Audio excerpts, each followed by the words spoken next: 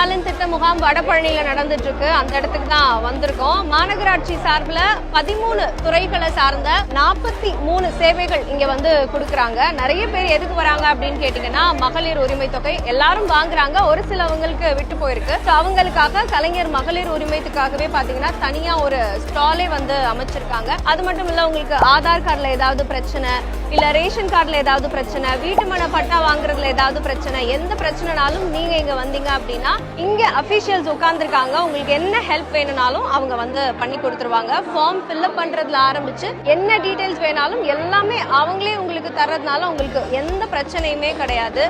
முதியோர் தொகைக்கு அப்ளை பண்ண வந்திருக்கிறேன். மாற்றுத்திறனாளிக்காக ஊக்கத்தொகை வாங்க வந்திருக்கோம். அரசாங்கத்தை தேடி மக்கள் ஃபைல்ஸ் எல்லாம் தூக்கிட்டு ப்ரூஃப்ஸ் எல்லாம் எடுத்துட்டு போன காலம் போய் இன்னைக்கு இந்த திராவிட மாடல் அரசு உங்களை தேடியே வந்திருக்காங்க.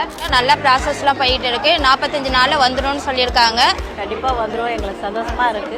உங்களுக்கும் ஏதாவது இந்த மாதிரியான விடுபட்ட விஷயங்கள் அரசாங்கம் சார்ந்து ஏதாவது பண்ணணும் அப்படின்னா நீங்களும் மறக்காம உங்களுடன் ஸ்டாலின் திட்ட முகாம் உங்க வீட்டுக்கு பக்கத்திலேயே போட்டிருப்பாங்க. அங்க போய் உங்களோட தேவைகளை பூர்த்தி பண்ணிக்கோங்க.